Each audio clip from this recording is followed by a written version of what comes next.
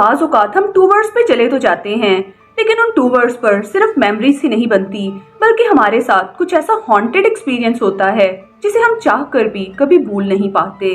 और हमारी आज की स्टोरी में भी कुछ ऐसा ही हुआ था, और ये एक ट्रू इंसिडेंट्स के ऊपर बेस करता है। एंड आई होप कि आप इस स्टोरी का एक भी सीन स्किप नहीं कर पाएंगे। तो चलिए स्टार्ट करते हैं। लेकिन उससे पहले, मेरा नाम है फिजा, और अगर आप लोग मेरे चैनल पर फर्स्ट टाइम आए हैं तो मेरी आपसे एक ही रिक्वेस्ट है कि प्लीज़ मेरे चैनल को सब्सक्राइब करके जाइएगा।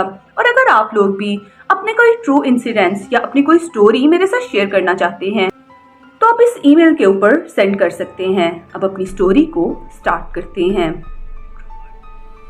दोस्तों, साइमा ने अपनी ग्रेजुएशन के बाद एक छोटे से ऑफिस को ज्वाइन कर लिया था, और साइमा को बिल्कुल भी लोगों के साथ घुलना मिलना अच्छा नहीं लगता था। वो बिल्कुल भी ज़्यादा सोशल नहीं थी, और अपने ऑफिस में भी अपने एक दो कोलीग्स के साथ ही बस उसकी थोड़ी अच्छी बनती थी, जिनके साथ वो ब्रेक में टाइम स्पेंड कर लेती थी।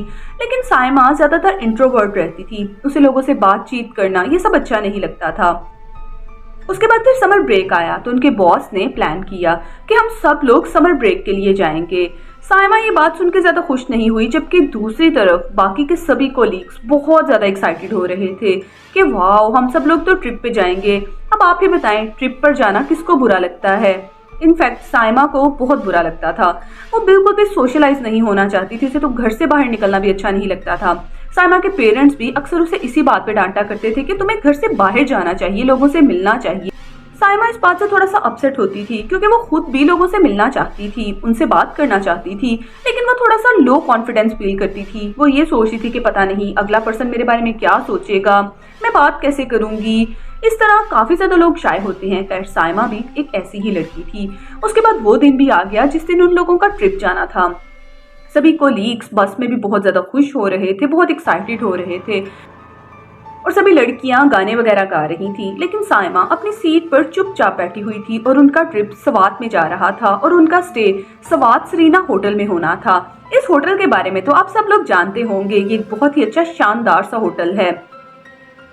जैसे ही वो लोग सवात सरीना होटल में एंटर हुए तो वहाँ के नज़ारे तो बहुत ही ज़्यादा शानदार थे, और वहाँ की कुछ पिक्चर्स भी मैं आप लोगों के साथ शेयर करने जा रही हूँ।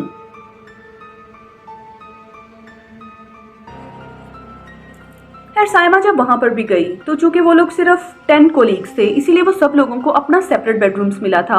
उनके पास ये भी ऑप्शन था कि वो अपनी किसी फ्रेंड के साथ या कोलीग के साथ रूम शेयर कर सकती हैं।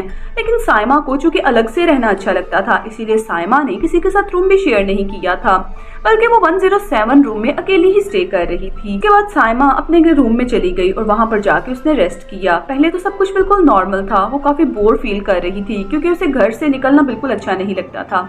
तभी उसके दरवाजे पे नॉक हुआ, और उसकी कोलीग उसे पूछ रही थी कि हम सभी दोस्तें बाहर जा रहे हैं टहलने के लिए, क्या तुम हमारे साथ चलोगी? लेकिन साइमा ने साफ इनकार कर दिया। साइमा ने कहा कि नहीं, सवात का ट्रैवल काफी ज्यादा टाइडी था और मैं थक गई हूँ, मैं अपने रूम में ही रेस्ट करना चाहती हूँ, प्लीज आप लोग चले जाओ। वो सब लोग बाहर घूमने के लिए चले गए, और साइमा अपने रूम में अकेली बैठी हुई थी। साइमा रूम में थोड़ा बोर फील कर रही थी। उसने सोचा कि वो लॉबी में जाके बैठती है, क्योंकि बात तो उसने किसी से करनी नहीं थी, इसलिए वो यही सोच रही थी कि लोगों को देखती हूँ, बस ऐसे ही मेरा टाइम पास हो जाएगा। साइमा जैसे ही रूम से बाहर आई तो दूसरे रूम से, यानी कि 108 नंबर से भी एक लड़की बाहर आई, जो कि ऑलमोस्ट साइमा की एज फेलो ही थी। वो साइमा से कहने लगी कि क्या आपको पता है कि हाई टी का टाइम क्या है? एक्चुअली मैं चाय पीना चाह रही थी। इस क्वेश्चन पे साइमा थोड़ा हैरान हुई, क्योंकि साइमा को खुद भी नहीं पता था कि हाई टी का टाइम क्या है। खैर, उस वक्त शाम ही हो रही थी। साइमा ने उसे टालने के लिए कहा कि नहीं, मुझे पता नहीं कि क्या टाइम है। ये कह के वो आगे बढ़ने लगी, तो वो लड़की उसे दोबारा फिर से आवाज दे के रोक लेती है। वो कहती है कि आप नीचे जा रही हैं लॉबी में, मैं भी आपके साथ आ जाती हूँ, क्योंकि मेरे हस्बैंड शॉप पर गए हैं बाहर किसी काम से, तो मैं भी रूम में अकेली बोर हो रही थी। हम नीचे जाके हाई टी का भी टाइम पूछ लेते हैं, और इकट्ठे चाय पीते हुए थोड़ी बात भी हो जाएगी। साइमा ने उसकी बात का कोई खास जवाब नहीं दिया, बस हाँ का इशारा कर दिया। उसके बाद फायजा भी उसके साथ ही चलने लग पड़ी। फायजा ने उससे अपना इंट्रोडक्शन करवाया कि मेरा नाम फायजा है, लेकिन साइमा को चूंकि उसके नाम में कोई भी खास इंटरेस्ट नहीं था, इसीलिए वो बस चुपचाप उसके साथ बैठी थी। फिर वो दोनों जैसे ही लॉबी में आई तो एक तरफ हाई टी चल रही थी, फिर उन दोनों ने साथ में बैठ के चाय पीना स्टार्ट कर दी। अब फायजा को बातें करने का बहुत ज्यादा शौक था। फायजा उसे डिफरेंट टॉपिक्स के ऊपर बातें कर रही थी। कभी साइमा उसे अपने घर के बारे में बताती, कभी अपनी जॉब के बारे में बताती। एक बात फायजा में बहुत ज्यादा अजीब थी। फायजा की बातों में एक ट्रैक्शन थी, यानी कि जब फायजा बोलती थी तो सामने वाला बस सुनता जा रहा था और सामने वाले को उसकी बातों में क्यूरियोसिटी भी फील होती थी, यानी कि वो ये सुनना चाहता था कि फायजा आगे क्या कहने वाली है। फायजा बोलते बोलते बाजू का चुप कर जाती थी तो साइमा बस उसकी तरफ देखती ही जाती थी, क्योंकि फायजा बहुत ज्यादा प्यारी थी। कहीं ना कहीं साइमा को फायजा की बातों में इंटरेस्ट होने लगा। वो जो पहले फ्रेंड्स बनाना बिल्कुल भी पसंद नहीं करती थी, अब वो फायजा की बातों में इंटरेस्ट ले रही थी और धीरे धीरे करके उन दोनों ने बातें करना स्टार्ट की।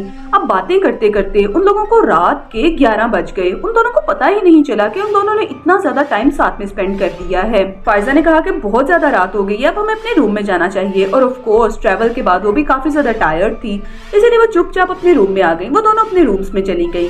बस फिर क्या था, उन लोगों का 1 वीक का वहां पर स्टे था। फिर तो ये रोजाना की बात थी, यानी कि साइमा के सभी कोलीग्स बाहर फिरने के लिए जाते थे और वो सारी जगह को एक्सप्लोर कर रहे थे, लेकिन साइमा उनके साथ कहीं भी नहीं जाती थी और वो साइमा सारा टाइम फायजा के साथ रहती थी। फायजा सुबह आके उसका रूम नॉक करती थी और वो दोनों इकट्ठे ब्रेकफास्ट करते थे और वो दोनों आपस में साथ में बहुत ज्यादा बातें करते थे। साइमा भी उसकी कंपनी को बहुत ज्यादा एंजॉय कर रही थी और फाइनली 5 दिन गुजर गए। उन दोनों को इस बात का पता ही नहीं चला। अब उन दोनों के दरमियान में बहुत ज्यादा पक्की वाली फ्रेंडशिप हो चुकी थी। साइमा ने फायजा से कहा कि हम अपने नंबर एक्सचेंज कर लेते हैं, मैं तुम्हारे साथ कांटेक्ट में रहूंगी, क्योंकि वो फायजा जो पिछले 5 दिनों में काफी ज्यादा हंसमुख सा बिहेव कर रही थी और काफी फनी और लाइवली लग रही थी, आज वो बिल्कुल डेड लग रही थी, यानी कि वो बिल्कुल कोई बात करने के मूड में नहीं थी और वो काफी उदास थी। शायद उसे साइमा का वापस जाना अच्छा नहीं लग रहा था।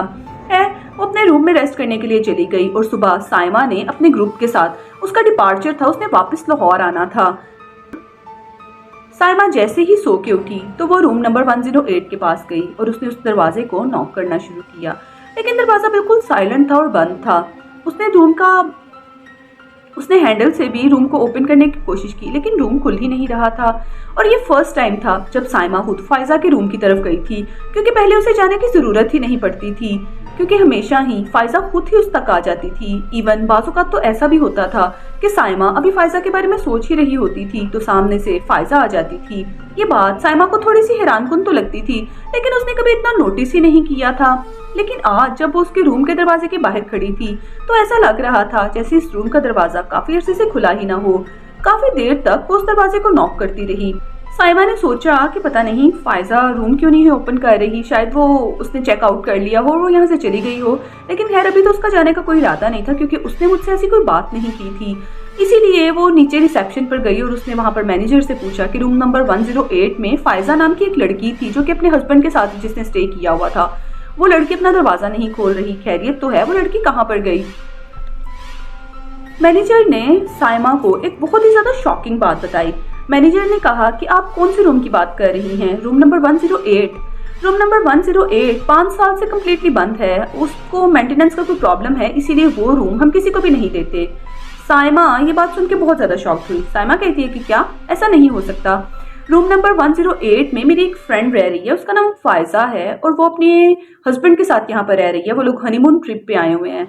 मैनेजर ने दोबारा फिर से कहा कि मैम आपको कोई गलती लगी होगी, इस नाम की तो यहाँ पर कोई भी लड़की नहीं है। उसने दोबारा फिर से अपनी गेस्ट लिस्ट चेक की और उसने देखा कि फायजा नाम की वहाँ पर किसी भी लड़की ने कोई भी स्टे नहीं किया हुआ था। लेकिन साइमा का सर चकराने लग पड़ा। साइमा कहती है कि ऐसा कैसे हो सकता है। साइमा ने उसे बताया कि फायजा नाम की एक लड़की थी जो रोजाना 108 से आती थी और मैं उसके साथ बातें किया करती थी, हम दोनों ने साथ में बहुत ज्यादा टाइम स्पेंड किया है। अब साइमा बिल्कुल पागलों जैसा बिहेव कर रही थी और मैनेजर को कन्विंस करने की कोशिश कर रही थी जो कुछ उसके साथ हुआ था, लेकिन मैनेजर बिल्कुल कूल एंड काम था, वो उसकी बात का कोई भी आंसर नहीं कर रहा था। मैनेजर उसे बार बार एक ही बात कह रहा था कि मैम आपको कोई मिसअंडरस्टैंडिंग हुई है। साइमा का सर चकराने लग पड़ा। साइमा कहती है कि मैं आपकी बात के ऊपर बिल्कुल भी ट्रस्ट नहीं करूंगी, आप मेरे साथ अभी चलें और मुझे 108 रूम नंबर खोल के दिखाएं।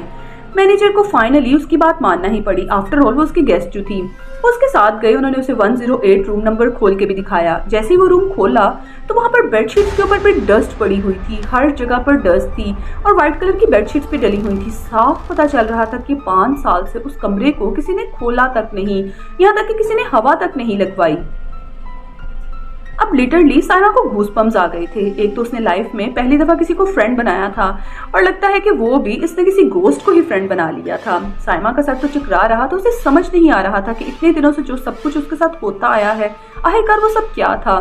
तभी वहां पर एक ओल्ड वेटर था जिसने साइमा से कहा कि मैम, यहाँ पर 5 साल पहले एक कपल आया था और उस औरत का नाम भी फायजा था, जो नाम आप बार बार ले रही है ना। यहाँ पर एक कपल आया था और वो लड़की बहुत ज्यादा खूबसूरत थी, लेकिन उसके हस्बैंड ने उसे यहाँ पर ही छोड़ दिया था और वो खुद किसी दूसरी लड़की के साथ चला गया था। इस बात की वजह से वो लड़की बहुत ज्यादा हर्ट हुई थी। उसने काफी देर तक अपने हस्बैंड का इंतजार किया था, लेकिन उसका हस्बैंड वापस नहीं आया। फिर जब हमने रूम खोल के चेक किया तो उस लड़की की उसी रूम में डेथ हो चुकी थी। ये बात साइमा के लिए बहुत ज्यादा शॉकिंग थी। वो इस बात से बहुत ज्यादा हर्ट हुई थी। अब उसे बहुत ज्यादा दुख भी हो रहा था कि जिसे वो अपनी इतनी प्यारी दोस्त समझ रही थी और जिसके साथ उसने इतना क्वालिटी टाइम स्पेंड किया था, वो जिंदा नहीं बल्कि वो मर चुकी थी और वो कोई गोस्ट थी। इस बात ने साइमा को बहुत ज्यादा इमोशनली हर्ट कर दिया था। फिर साइमा अपने क्रू के साथ वापस तो आ गई थी, लेकिन वो बहुत ज्यादा इमोशनली हर्ट थी। इनफैक्ट उसने ये सोचा था कि अब अपनी लाइफ में वो दोबारा कभी भी किसी के साथ फ्रेंडशिप नहीं करेगी। दोस्तों, ये कहानी तो यहाँ पर खत्म हो जाती है, लेकिन मैं आज भी इस स्टोरी के बारे में सोचती हूँ कि क्या वाकई ही फायजा रियल में एग्जिस्ट करती है, या साइमा के साथ जो कुछ हुआ वो सब कुछ क्या था। मुझे कमेंट सेक्शन में जरूर बताइएगा। मुझे आपके कमेंट्स का भी सब्र से इंतजार रहेगा और आप लोगों को मेरी स्टोरीज कैसी लग रही हैं मुझे जरूर बताइएगा। मिलते हैं किसी न्यू हॉरर, स्पूकी और थ्रिल से भरी हुई स्टोरी के साथ। तब तक के लिए मेरा इंतजार कीजिएगा।